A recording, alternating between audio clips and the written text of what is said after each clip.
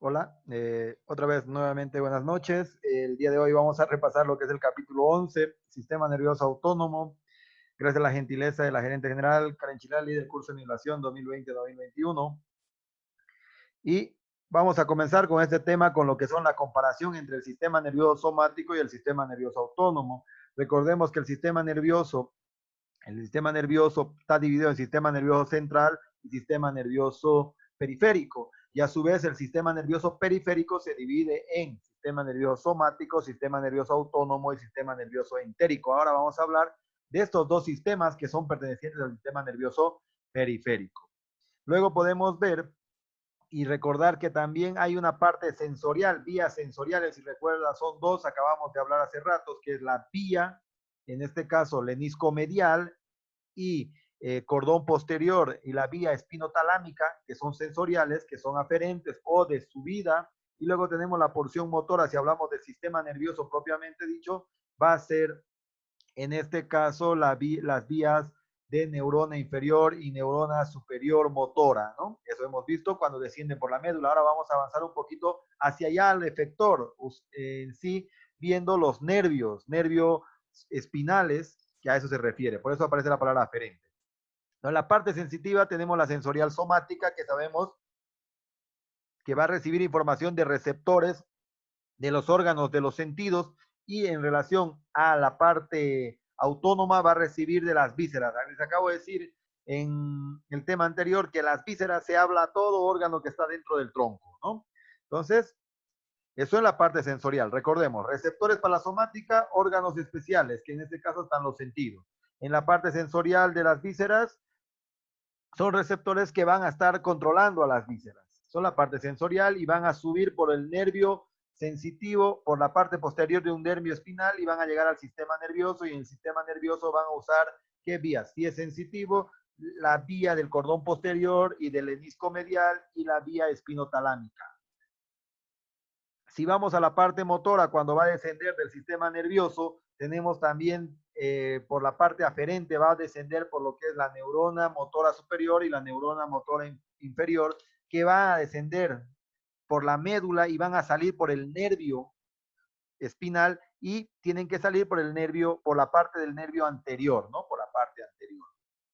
En esa situación, y si van a ir a la parte, y van a ir en este caso a su efector. ¿Dónde se encuentra el efector? En el caso de la neurona motora somática, el efector se va a encontrar en los músculos esqueléticos. En cambio, el efector de la parte autónoma, que va a ir a las vísceras, van a ser músculos lisos, glándulas, y si hablamos de autónomo, músculo cardíaco. ¿Sí? Esa es la introducción. Ahora podemos ver a la flecha ascendente, ¿no? Y la otra descendente. Ahora vamos a ver también diferencias que hay en el sistema nervioso periférico. Se está conformado por el somático y el sistema nervioso autónomo. El sistema nervioso somático va a tener, en este caso, una porción sensitiva, y va a recibir información este sistema nervioso somático de los órganos de los sentidos. Ya les había comentado cuáles son: el tacto, el dolor, la temperatura, la propiocepción y los sentidos especiales. Esto es somático, y va a dar información a la parte sensitiva y va a ir al sistema nervioso somático, del somático al periférico, del periférico al central. ¿Por qué lado es que va a descender el sistema nervioso somático? Por la parte motora. ¿A qué efectores va a ir? Músculo esquelético. En este cuadrito está bien detallado. Si hablamos de la porción del sistema nervioso autónomo, su parte sensitiva, ¿qué receptores va a tener la parte sensitiva del sistema nervioso autónomo? Estos receptores son los interoreceptores, los quimioreceptores, los mecanorreceptores, que estos se van a encontrar en las vísceras del tronco. Son receptores que se encuentran en las vísceras, y estos interceptores, quimioreceptores, van a mandar información a la parte sensitiva, y de la parte sensitiva al sistema nervioso autónomo, y por ende a él al periférico. ¿Cómo devuelve esta información sensitiva el sistema nervioso autónomo? Lo va a enviar por la parte motora, y aquí es donde hay la principal diferencia entre el autónomo y el somático. Prestar mucha atención en la autónoma. Mejor dicho, el sistema nervioso somático tiene solo una neurona o un nervio directo para el músculo esquelético. En cambio, las vías motoras del sistema nervioso autónomo usan dos vías. y van a ir al músculo cardíaco y al músculo liso. Para que quede claro esta situación, el sistema nervioso somático en su porción motora solo va a usar un camino y va a ir de forma directa. En cambio, las autónomas, parte motora va a ir de un lugar a otro lugar, una neurona. De ese lugar donde le va a dejar esa neurona va a ir a otra neurona. O usa dos porción motora el sistema nervioso autónomo. Y el sistema nervioso, tanto el como somático, aquí dice a través de los arcos reflejos. ¿Recuerdan que era un arco reflejo? Simplemente el camino. Y aquí está en esta diapositiva ilustrado. El receptor le va a dar información sensitiva a los nervios espinales. Los nervios espinales van a ir, si son autónomos, van a ir al sistema nervioso periférico, del periférico al central. ¿Eso qué es? Si te cuento el trayecto, por dónde va a pasar la sensación, eso es arco reflejo, ¿no es? Recuerda, el arco reflejo simplemente es el caminito. Seguimos ahora con la anatomía de las vías motoras autónomas y su comparación. Recordemos, miren, este es la médula espinal y esta es la región anterior, hasta anterior. Miren, esta es la porción motora. Y este es el ganglio y esta es la porción posterior, la que recibe información sensitiva.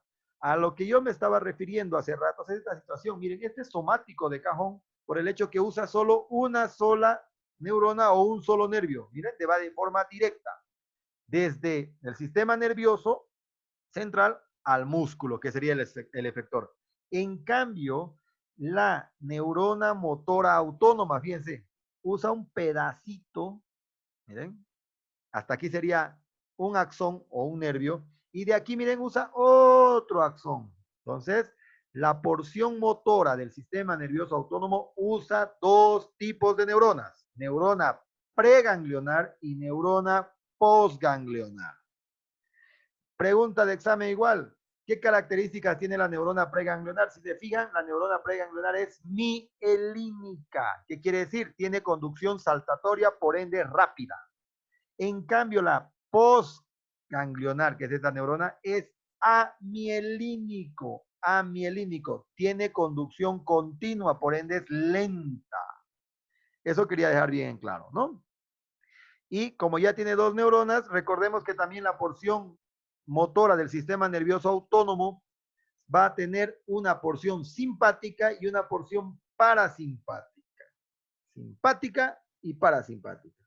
Y también tiene sus diferencias. Fíjense, la porción simpática tiene la neurona preganglionar más corto y la neurona postganglionar más largo. En cambio, la porción del motora parasimpática tiene el axón preganglionar más largo y el postganglionar es más corto. Espero que les haya quedado un poquito claro, ¿no? Fácil. Este cuadrito de la tuca. Fíjense, aquí en este cuadrito ya está todo detallado. Miren, sistema nervioso somático, una sola neurona, desde el sistema nervioso, parte anterior, al músculo, una neurona. Sistema nervioso autónomo, división simpática, división parasimpática. La simpática, fíjense, la preganglionar es corta y la postganglionar larga, simpático. En cambio, en el parasimpático, fíjense, esta es la neurona o el nervio, es el preganglionar largo y el postganglionar corto. La diferencia que aquí también ya les he hecho notar lo siguiente, la preganglionar, no importa si es simpático o parasimpático, siempre es mielínica. Y la postganglionar siempre es amielínica. Fácil. Pregunta que les van a hacer en este caso. Pregunta quizás en el examen. ¿Qué pasa con la neurona que va y estimula la glándula suprarrenal? Con la glándula suprarrenal se convierte en la neurona postganglionar. La glándula suprarrenal se convierte en la postganglionar. Esa es la única diferencia, ¿no? La única diferencia que podemos encontrar.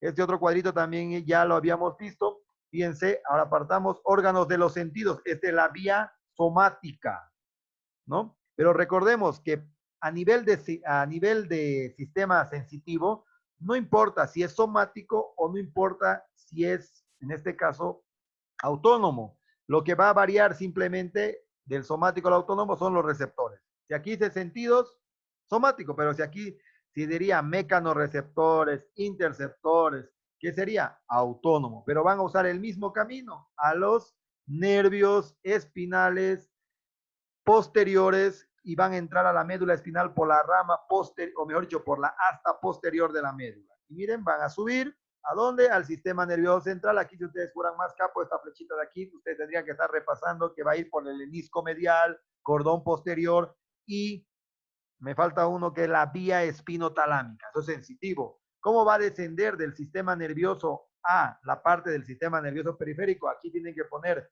neurona motora superior, neurona motora inferior, que va a descender a los nervios, y es esta línea, a los nervios espinales, pero por la parte anterior de la médula espinal, por las astas anteriores, y va a bajar.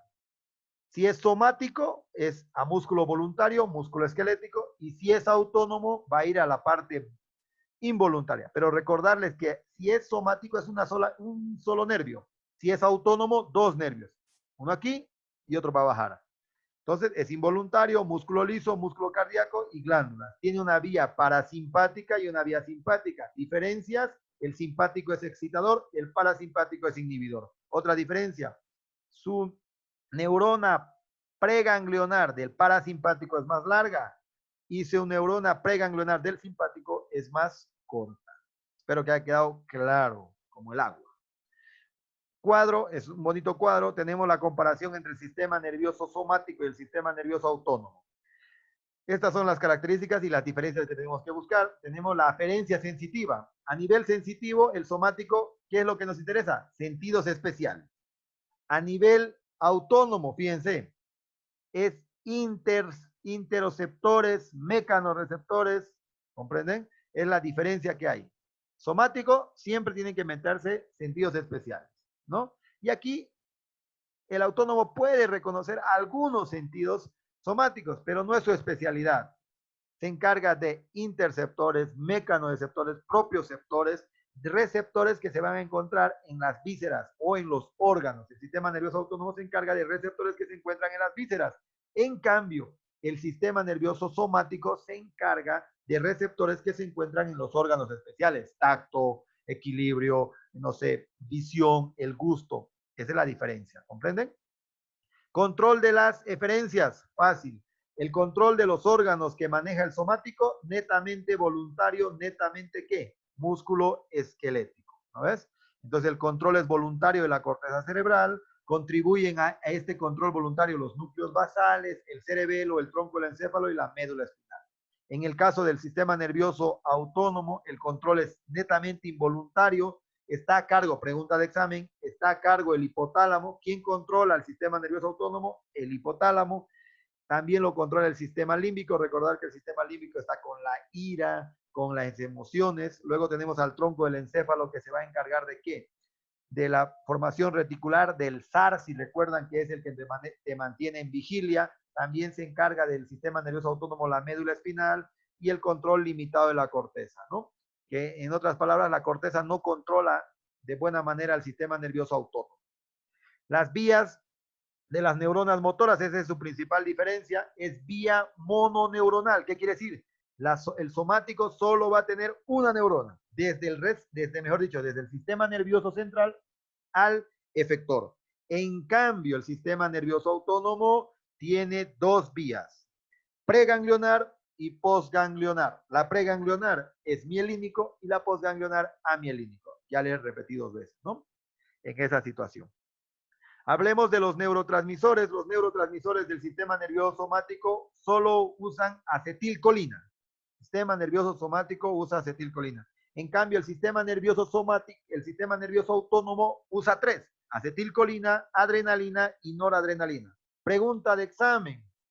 Todas las neuronas, eso de aquí es lo que se los voy a leer, es la pregunta de examen. Todas las neuronas preganglionares, no importa si es simpático o parasimpático del autónomo, usan acetilcolina. Pero las neuronas postganglionares pueden usar noradrenalina, adrenalina y acetilcolina. ¿Comprenden? Las neuronas postganglionares usan adrenalina, noradrenalina y acetilcolina. Las neuronas preganglionares del sistema nervioso autónomo solo usan acetilcolina. Hasta ahí está bien. Otra diferencia entre el somático y el autónomo. Efectores. El somático es voluntario su control y por ende músculo esquelético. El autónomo es involuntario y controla músculo liso, músculo cardíaco y glándulas.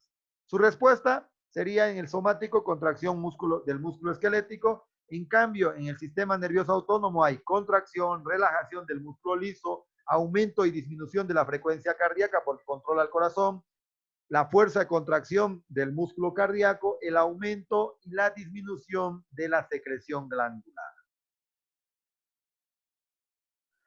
Continuamos y espero que se les quede en lo que les trato de decir porque preguntan, son 5 preguntas que entran del sistema nervioso autónomo y 5 son 5 en el curso básico. Preguntas, sumas. Tenemos la estructura del sistema nervioso autónomo nuevamente, neurona motora del sistema nervioso somático. Una sola neurona, desde el sistema nervioso hasta el efector, que es el músculo. Neurona motora del autónomo, 2 neuronas.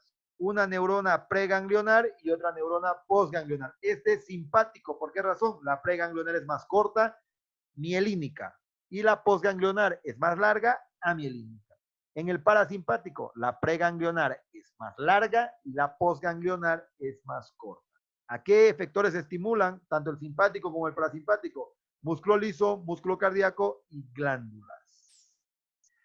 Las estructuras, ya sabemos, tenemos a las preganglionares, tenemos al ganglio y tenemos a las postganglionares, ¿no? Postganglionares, que sería esta de aquí, esta glándula suprarrenal es la que se transforma en postganglionar y esta postganglionar. Las postganglionares, ¿qué son? Amielínicas. Las preganglionares, ¿qué son? Mielínicas. Las preganglionares, ¿qué neurotransmisor usan? Acetilcolina. Las postganglionares, ¿qué usan? Acetilcolina, adrenalina y noradrenalina.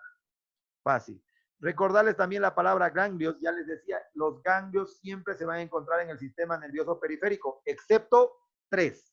Y eso les recomiendo que se lo aprendan de memoria, porque hay 3 ganglios que se encuentran en el sistema nervioso central. Uno les voy a decir, el putamen, busquen los otros 2.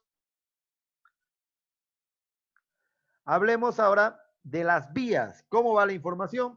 Entonces, podemos ir viendo, miren que la médula espinal, estamos hablando siempre de la motora, porque la sensitiva no tiene ninguna diferencia, es la misma, usan un mismo nervio y suben de la misma manera. En cambio, donde hay la mayor diferencia es en las motoras, y aquí está hablando, miren, médula espinal es de la porción anterior de la médula espinal, ¿cómo sé? Surco posterior, superficial. Surco anterior, en este caso es profundo, hasta anterior y va a salir de aquí la información, ¿verdad? ¿Y estos qué son? Simplemente axones mielínicos, tienen vainas de mielina, ¿no? Mielínicos con vaina de mielina, los cuales van a ir al ganglio, que sería al ganglio, y del ganglio va a salir la segunda neurona, que es amielínica, y va a ir a quién? Al efector, en este caso del corazón, amielínico, postganglionar. Las neuronas de una neurona preganglionar es una fibra mielinizada tipo A. Tipo A, esto está en la tercera edición, en la 13ª edición.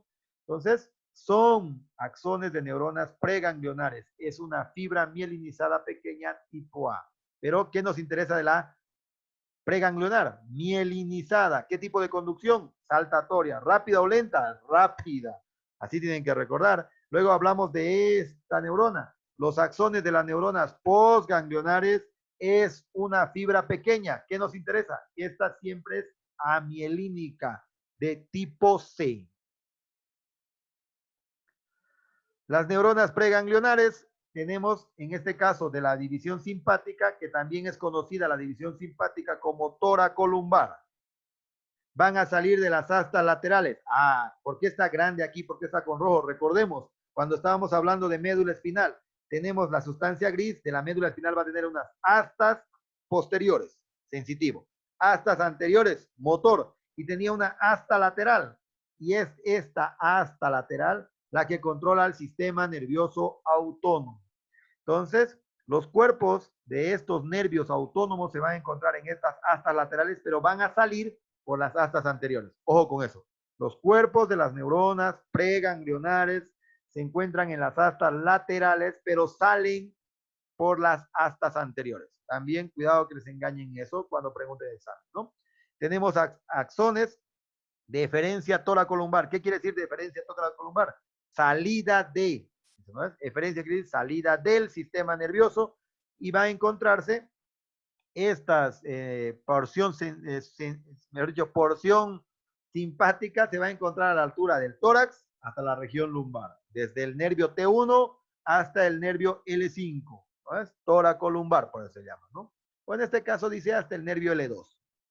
Caso todos los axones postganglionares que salen de los ganglios del tronco simpático inervan estructuras por encima del diafragma. Esto es importante. La parte simpática que salga, o sea, los axones postganglionares que salgan de los ganglios del tronco simpático, pregunta examen, es del tronco simpático, van a inervar estructuras por encima del diafragma. Ahora hablemos de las neuronas preganglionares de las parasimpáticas, que su división es cráneo-sacra. Cráneo-sacra. Los cuerpos se encuentran ubicados en los núcleos del par 3, el 7, el 9 y el 10, el vago, el que les dije que es importante, ¿no?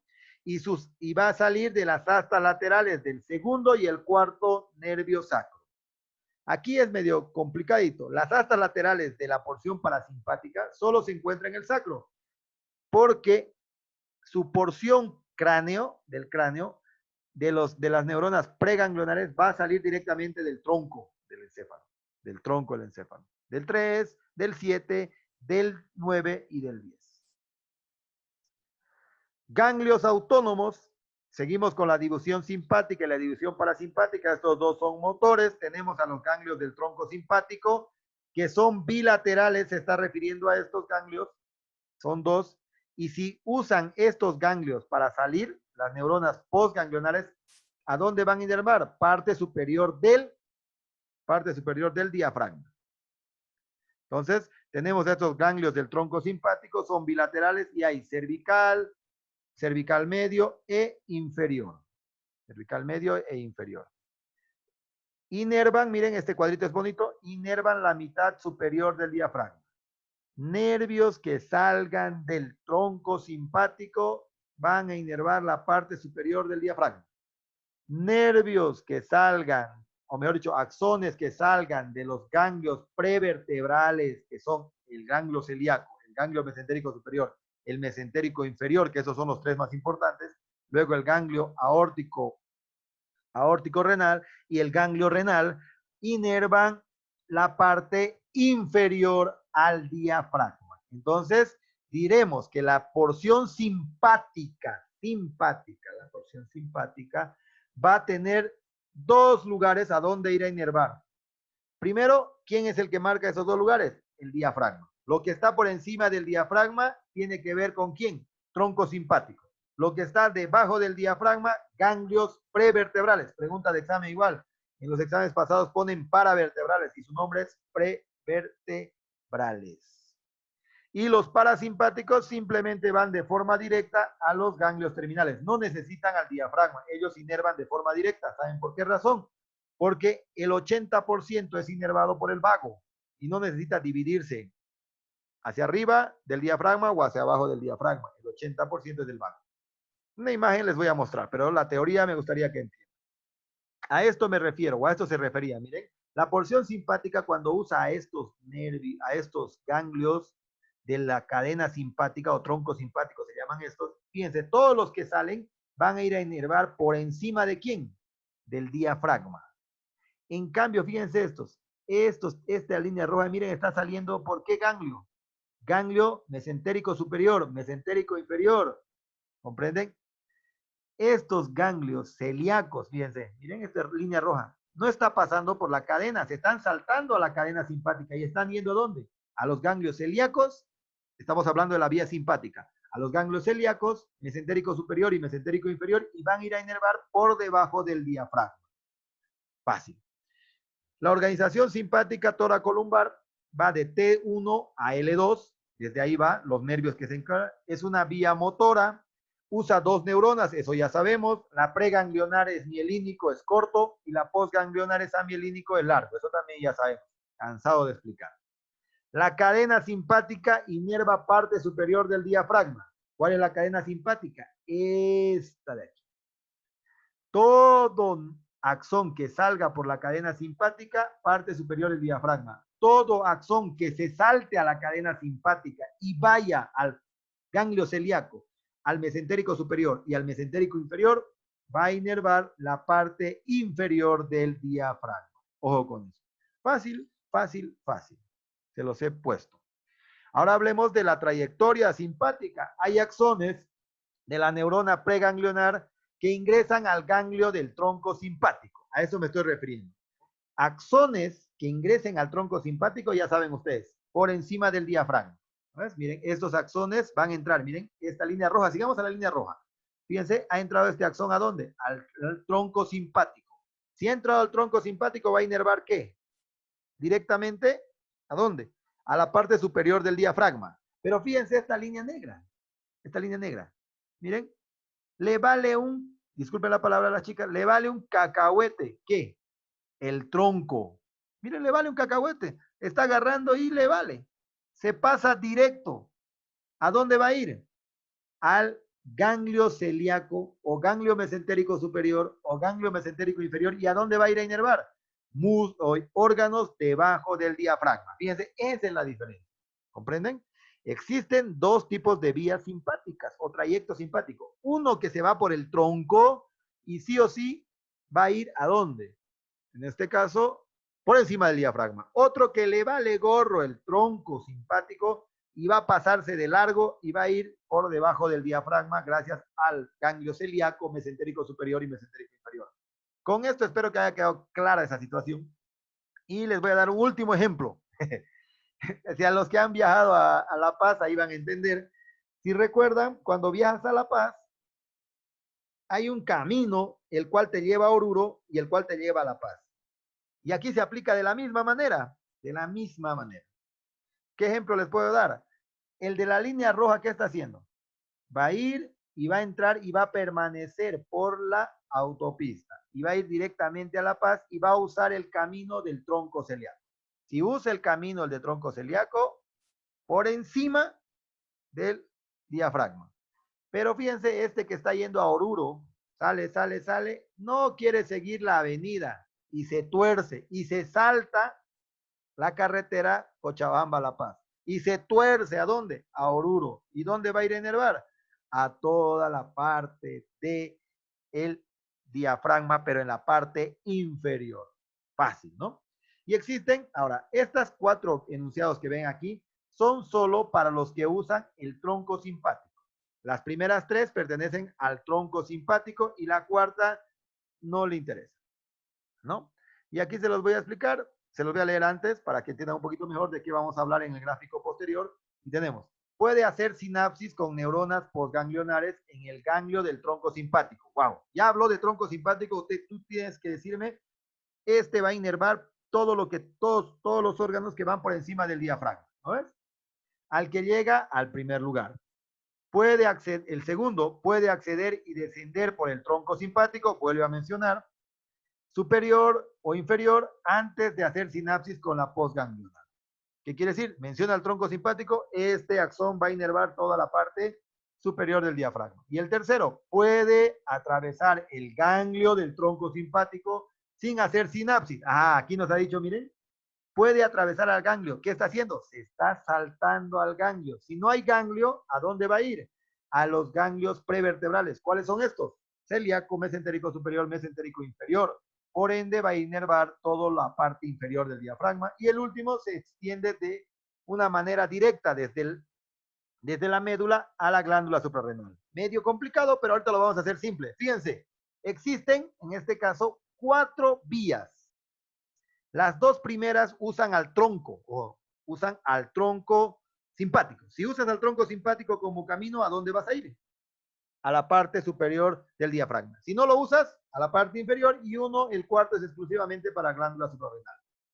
Mire, este es el primero. Está yendo de la médula, ¿a dónde? Al tronco. Y del tronco se va a salir de manera directa. ¿Pero a dónde va a ir el 1? A la parte superior del diafragma. ¿No ves? Fíjense, el segundo, ¿qué ha hecho? Ha entrado al tronco y ha subido por la cadena simpática o el tronco simpático y va a salir a la parte superior del diafragma. El mismo segundo puede hacer lo siguiente, fíjense, entrar, pero en vez de subirse hacia arriba, ¿qué va a hacer?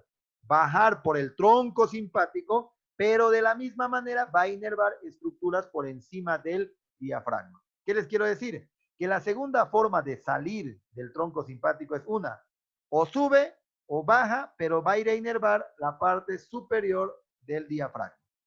El tercero, le vale un pepino el tronco. ¿Qué ha hecho?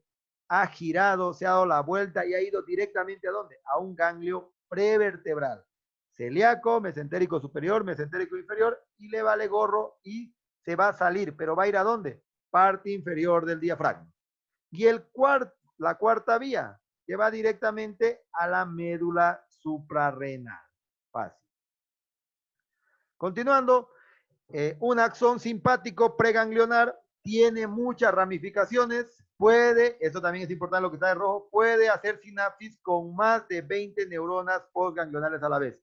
¿Qué quiere decir? Un solo axón simpático, pregunta examen, un solo axón simpático puede comunicarse con 20 neuronas. En caso del parasimpático no pasa eso, no pasa eso.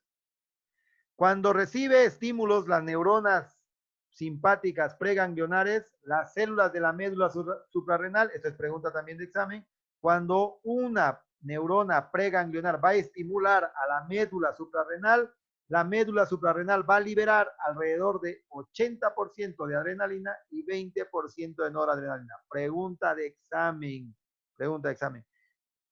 ¿Cuánto libera de neurotransmisores la médula suprarrenal? 80% de adrenalina y 20% de noradrenalina. Ahora ya cansados de hablar de lo parasimpático, ahora vamos a hablar, mejor dicho, cansados de hablar de lo simpático, ahora hablemos de lo parasimpático. Lo parasimpático se llama craneosacra porque va a nacer los nervios de la parte del bulbo, o sea, del cráneo, y la parte del sacro. Los cuerpos celulares de los núcleos de los 4 pares craneales, del 3, del 7, del 9 y del 10, que es el vago, el más importante. Y en su segmento sacro va a salir del nervio sacro 2, sacro 3 y sacro 4. Y esto es lo que les decía, el enunciado 2. Los axones del nervio vago transportan casi el 80% del flujo eferente parasimpático. El vago, por eso es que aquí no hay esa división. De arriba del diafragma va a inervar el tronco simpático. Debajo del diafragma, los ganglios prevertebrales, celíaco, mesentérico superior y mesentérico inferior. Aquí no hay. Aquí el 80% de toda la inervación a los diferentes órganos del cuerpo, en este caso, del tronco o las vísceras del tronco, va a ser inervado por el vago. Y si es parasimpático, mayormente su función es de relajación. De relajación. Entonces ya saben, el 80% es de cargo del vago. Los ganglios terminales se encuentran presentes en las vísceras. Estos ganglios terminales se encuentran en las vísceras. Y es aquí donde ya garantiza lo que ya habíamos hablado. La parte parasimpática tiene dos tipos de axones, preganglionares y postganglionares. Las preganglionares de esta división parasimpática, ¿cómo tienen que ser? Largos. Y los ganglios y la postganglionar, ¿cómo va a ser? Corto. Y es por eso que se dice que los ganglios se encuentran casi en las vísceras. Entonces, la neurona postganglionar del parasimpático es cortito. En el ganglio, las neuronas preganglionares hacen sinapsis con las postganglionares y todas estas neuronas inervan a un mismo efector. La respuesta se desarrolla en un solo efector. Esto es lo que ya les había mencionado hace rato. ¿Qué pasa con el simpático? El simpático, un axón puede estimular ¿a cuántos? A 20. En cambio, el parasimpático, un solo axón solo estimula a un solo efector. Pregunta también o diferencia, ¿no? Hablemos de una aplicación clínica. Tenemos lo que es el síndrome de Horner. Pregunta también en los exámenes. Se pierde la estimulación simpática. En el síndrome de Horner, tú pierdes la estimulación simpática de un lado de la cara debido a la mutación hereditaria. Es una enfermedad hereditaria una lesión o una enfermedad que compromete el flujo eferente a través de los ganglios cervicales superiores.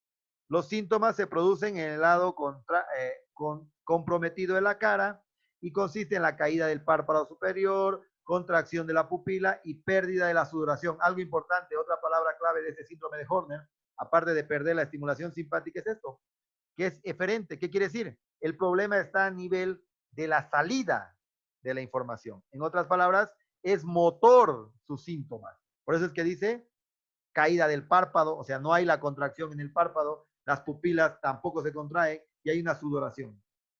Hablando del megacolon, es la dilatación del colon, pues se llama megacolon grande, quiere decir este de tamaño más grande de lo habitual. El megacolon es congénito. Los nervios, ahora aquí en el megacolon, ¿cuál es el problema? Parasimpático, que va a inervar el segmento distal. El problema del megacolon es parasimpático, el de Horner es simpático. Lo cual va a llevar a ¿qué? A la pérdida de la función motora. Hasta ahí, palabra clave, eferente. De este segmento provoca la dilatación masiva, o sea, lo vuelve grande al colon en la porción proximal. El trastorno puede producir estreñimiento. ¿Qué quiere decir estreñimiento? Que no va al baño. Claro que no va a ir al baño, el colon se está llenando y no le da ganas de ir al baño. Entonces puede producir estreñimiento severo, distensión abdominal, su colon se agranda, el abdomen se agranda, puede producir vómitos y en este caso tiene que haber como tratamiento la extirpación quirúrgica del segmento del colon comprometido, ¿no? Para revertir la enfermedad. Funciones del sistema nervioso autónomo. Ahora hablemos un poco de los neurotransmisores del sistema nervioso autónomo, pero ya lo sabemos, la gran mayoría son acetilcolina preganglionar, noradrenalina, adrenalina y acetilcolina postganglionar. Y este es un cuadro igual bonito. Tenemos la liberación de la acetilcolina y la liberación de la noradrenalina. Las neuronas que inervan la acetilcolina, todas las neuronas simpáticas y parasimpáticas preganglionares, eso ya les había dicho. Toda neurona preganglionar va a hacer liberar acetilcolina. A todas las neuronas parasimpáticas postganglionares también liberan acetilcolina y algunas neuronas simpáticas postganglionares adrenalina y noradrenalina, ¿no? Ahorita les voy a mostrar.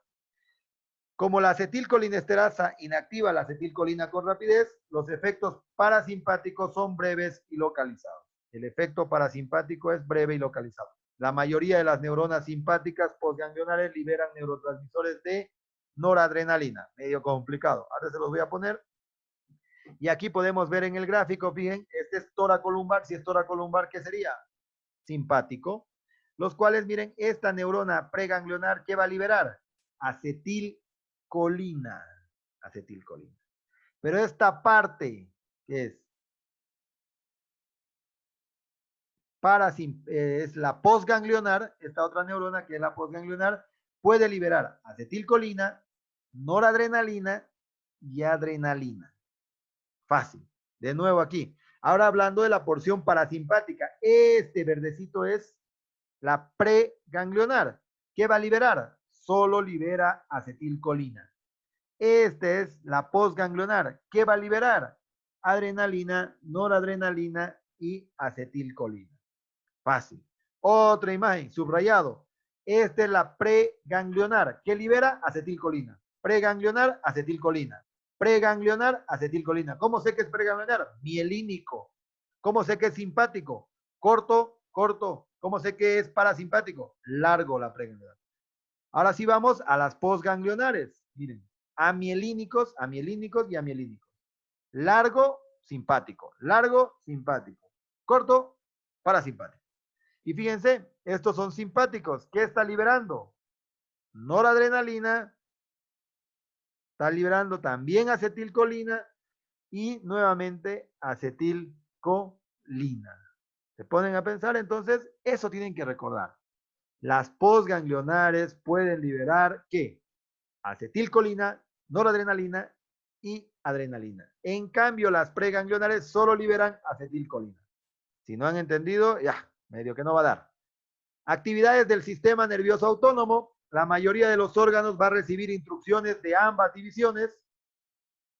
En este caso, de ambas divisiones, tanto del sistema nervioso autónomo como del... ¿A qué se está refiriendo? Casi los órganos que se encuentran en el tórax, o mejor dicho, en el tronco, todos los órganos pues, tienen una porción simpática y una porción parasimpática. El corazón, como ejemplo, tiene una porción simpática y una porción parasimpática. Intestino delgado, porción simpática y parasimpática. Por eso es que dice que la mayoría de los órganos reciben las dos funciones, lo simpático y parasimpático, lo excitable y lo inhibido. El equilibrio entre esta actividad simpática y parasimpática, recordemos que esta simpática y parasimpática es motor. Otono está sujeto a la regulación del hipotálamo. Pregunta de examen cada vez, ya les he dicho, ¿quién controla al autónomo? El hipotálamo. Claro que también le puede controlar el sistema límbico, pero la principal estructura del encéfalo que controla al autónomo es el hipotálamo. La acción típica de este órgano es aumentar el tono simpático a la vez que reduce el tono parasimpático o viceversa. Entonces, el hipotálamo, ¿qué es lo que hace? Mantiene el equilibrio. Este equilibrio que tiene que estar entre el simpático y el parasimpático lo mantiene el hipotálamo. Cuando el simpático se aumenta, el parasimpático disminuye. Cuando el parasimpático se aumenta, el simpático disminuye. Son algunas estructuras que reciben inervación simpáticamente exclusiva. Este enunciado también es importante. Ya han preguntado en años anteriores qué estructuras solo tienen simpático y no tienen parasimpático. Como en medicina no hay nada 100%, hay órganos que solo tienen una vía. En este caso, el simpático. Miren, este es un cuadrito bonito. Este es un cuadrito bonito y fíjense las estructuras que están con más y con menos. Si es más, es simpático y si es menos, es parasimpático. El caso del iris del ojo, miren, es simpático y tiene al parasimpático. Fíjense, tiene los dos. ¿No es? Eso quiere decir, es lo que decía anteriormente, la mayoría de los órganos que se encuentran en el tronco van a tener doble estimulación. Fíjense, tanto simpático como parasimpático. Simpático como parasimpático. Pero esto verde, ¿qué quiere decir? Quiere decir lo normal, que el simpático está estimulando. Y el rojo, ¿qué quiere decir? Que está inhibiendo. Eso es normal. Por eso se dice que el simpático es excitatorio y el parasimpático es inhibitorio. Pero fíjense, aquí ha cambiado. Esto tienen que, les van a preguntar. En el estómago, ¿quién es el que excita? El parasimpático. ¿Quién es el que inhibe? El simpático. Ya está cambiada la situación. En el páncreas, ¿quién estimula? El parasimpático. ¿Quién inhibe? El simpático. En la vejiga, ¿quién estimula? El parasimpático. Y en ¿quién inhibe? El simpático. Entonces, estos tres órganos les van a preguntar, que están cambiados. Lo normal, como les digo, es que sea así, que el simpático estimule y el parasimpático inhiba. Por eso se llama también simpático de lucha y huida y el parasimpático se llama de reposo. Este otro cuadrito que podemos ver aquí, tenemos la misma manera, los gráficos, ¿no? Que en su libro están detallados, ¿no? Hay una tabla completa, ¿no? Que tienen que saber. Yo les recomendaría en relación a esa tabla que hay en su libro, leer los que solo tienen, o sea, aprenderse bien, claro que tienen que leer todo, pero aprenderse bien los que solo tienen un tipo de estimulación, o bien simpática o bien parasimpática, y no ambos, porque si tiene ambos es fácil de recordar. Si tiene ambos, ¿qué vas a recordar? Ah, el simpático lo va a estimular y el parasimpático lo va a inhibir. Pero ¿qué pregunta? Aquellos órganos que solo tienen una sola vía o están cambiados, como en la imagen anterior, como en esta, miren, están cambiados. En vez de que el simpático estimule, está inhibiendo. Entonces, esos tienen que anotarse. Las actividades simpáticas son de lucha y huida, la observación de los cambios corporales que se producen durante la situación E. Este es importante. Cuando tú quieras hablar de actividades simpáticas, tienes que decir la situación E. Ejercicio, emergencia, excitación y turbancia. Turbancia está en otro idioma, por eso es que no lleva la palabra E, pero turbancia significa algo en castellano. Me acabo de olvidar ahorita que sí tiene la letra E que está en su libro, ¿no? Van a revisar esa situación. Entonces, todo lo que haga la actividad simpática es ejercicio, emergencia, excitación, todo lo que haga la actividad física, por eso se llama de lucha y huida, lo simpático.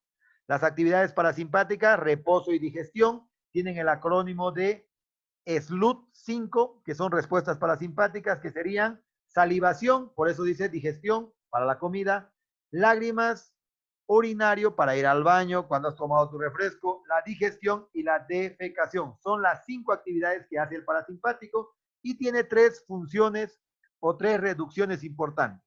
El parasimpático reduce la frecuencia cardíaca cuando el simpático la aumenta. También reduce el diámetro de las vías aéreas, reduce el diámetro de la contracción de las pupilas. Eso es lo que tienen que saber de las actividades parasimpáticas. Y este es el cuadro que les mencionaba.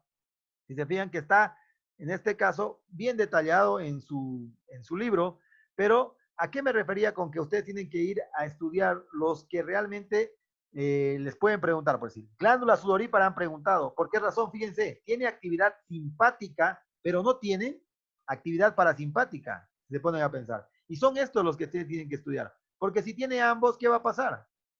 En este caso, puedes decir que el simpático estimula y el parasimpático lo inhibe. Pero hay otros que, miren, contracción sin efecto en el caso del vaso. Otro que preguntaron también del riñón, por eso preguntaron, que no tiene mucho su contraparte, que sería en este caso parasimpática, ¿no? Que solo tiene un solo sistema. ¿Y qué pasa cuando solo tienes solo simpático? O solo simpático. ¿Qué pasa con esos órganos? Que ellos se regulan por el aumento. O sea, si aumenta la actividad simpática, se excitan. Si disminuye la cavidad simpática, se inhiben. Esa es su forma de regulación de esos órganos. Este es un resumen de las funciones del sistema nervioso autónomo. Es muy bonito. Tenemos al iris, el ojo, que dilata la pupila, su porción simpática. Miren, este es contradictorio, va en contra. ¿Y el parasimpático qué hace? Contrae la pupila. Músculo ciliar del ojo, relaja, otro contrario, y el parasimpático contrae. Glándulas salivales, el simpático ¿qué hace? Reduce la secreción y el parasimpático ¿qué hace? Aumenta la secreción. Fíjense, en esta tablita están la mayor cantidad de contradicciones del sistema simpático y parasimpático. El corazón aumenta la frecuencia cardíaca, esto es lo normal, y en cambio el parasimpático lo disminuye. Los bronquios dilata y el parasimpático contrae. Esto es contrario también. El digestivo disminuye la motilidad, es contrario. Y el parasimpático, ¿qué hace? Aumenta la motilidad. En el caso de glándulas sudoríparas, tiene un efecto simpático que aumenta la secreción, pero no tiene parasimpático. Preguntan en exámenes. El músculo erector del pelo tiene una actividad de un efecto simpático que contrae, que es lo normal, y el parasimpático no se sabe su efecto. La aplicación clínica tenemos la disautonomía, que es un trastorno hereditario que consiste en una alteración del funcionamiento del sistema nervioso autónomo. Los síntomas están asociados con esta enfermedad, son la disminución de la secreción de la glándula lacrimal, control vasomotor inadecuado, falta de coordinación motora, máculas cutáneas, ausencia de sensaciones dolorosas, dificultad de la deglución, disminución de la respuesta a reflejos, vómitos, abundante inestabilidad emocional. Las enfermedades más frecuentes tenemos la disreflexia autonómica y el fenómeno de Raynaud. En el caso de la disreflexia autonómica es una respuesta exagerada del sistema nervioso autónomo, pero su porción simpática, que ocurre alrededor del 85% en los individuos con lesiones de la médula espinal a la altura de T6 o encima de este nivel. La enfermedad se produce cuando se interrumpe el control que recibe el sistema nervioso autónomo en los centros superiores, ¿no? Esa es la enfermedad que produce esta. Entonces hay un problema a nivel de ¿quién? Del simpático. Músculos, sí. ¿Qué músculos?